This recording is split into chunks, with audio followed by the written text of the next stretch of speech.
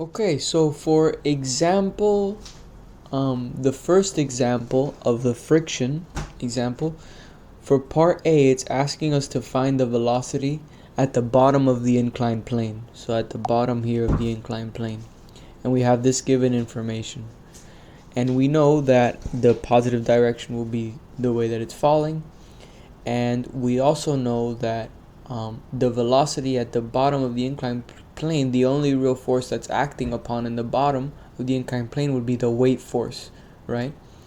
And as we've seen before, the weight force, using the weight force, we can find the acceleration, and we know that's A equals G sine of theta. Sorry, it's supposed to say theta. Right here, that this is supposed to be theta, sine of theta.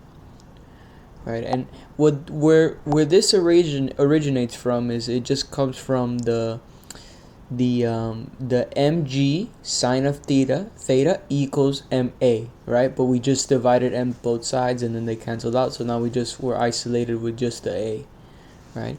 And so if we know that if we have the acceleration g sine of theta, which is this part right here, we know that we can use this right here to find the velocity.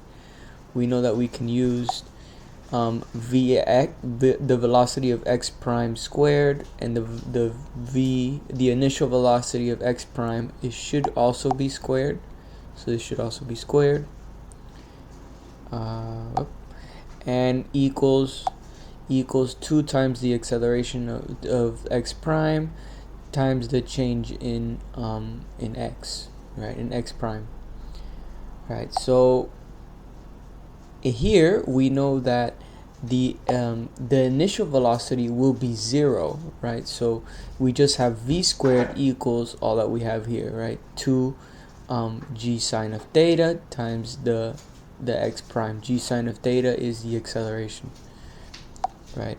And then you simply just plug it in, and once you plug in the numbers, the velocity at the bottom of the incline should be the square root of 30. That's for part A. Now for part B. Okay, so for part B, we're asked to find the velocity when there's a dynamic coefficient of friction, which is going to be 0.3. So we're asked to find the velocity of this figure here with a dynamic coefficient. Okay, so now some important things to know is that, of course, that there's gonna be a friction, right, going this way, and there's gonna be a weight force, and then here we have sine of theta, right? And now knowing that, oh, and by the way, this way is going positive. That's the way that's going positive. Okay, so knowing that, we already know that the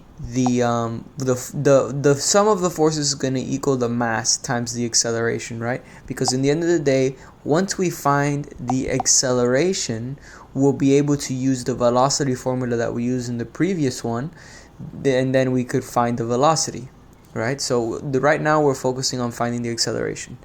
So we know that the sum is going to be mg sine of theta, which was this force right here,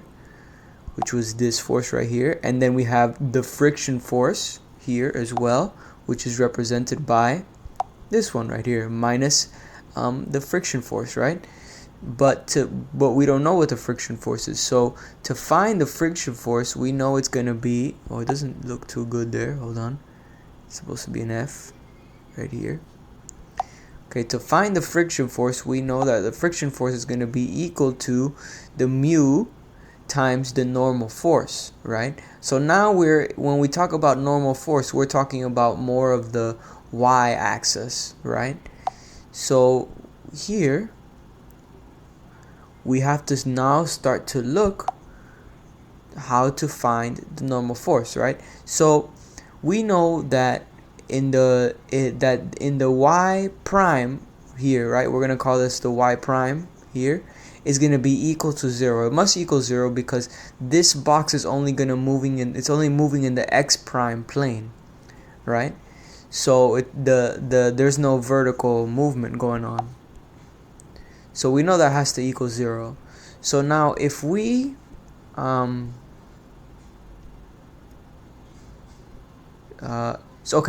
now if we know that has to be equal to 0, we have to just put the vertical y primes together. The forces of y prime is equal, the sum of the forces of the y prime direction is going to be equal to ma, right?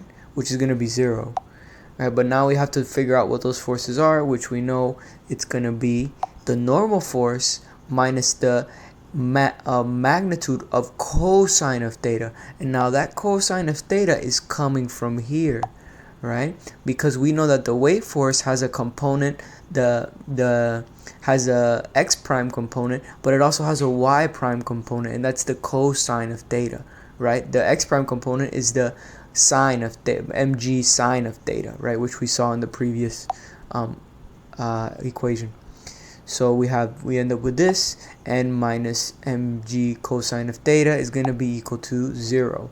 And when we have that, we know that n is going to equal mg cosine of theta. So the normal force is going to be equal to the mg cosine of theta. Now that's important to plug that back into the previous equation that we saw, right? And we have mg sine of theta minus the mu mg cosine of theta, right? This is the friction force, but we know that the friction force is equal to mu times the normal force, and we know that the normal force is equal to mg cosine of theta. So that's what's going on here, right?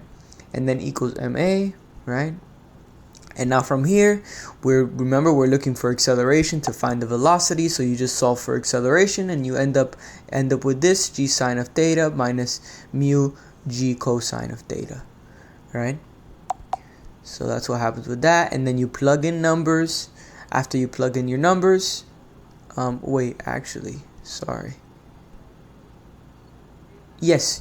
you plug in your numbers, you get your acceleration, and after you get your acceleration, we can now finally use the velocity formula that we used in the previous one. And once you solve all this and you plug it into this formula, you should get around 12, the square root of 12 to the power of 4, around there. Okay, so that should be the velocity.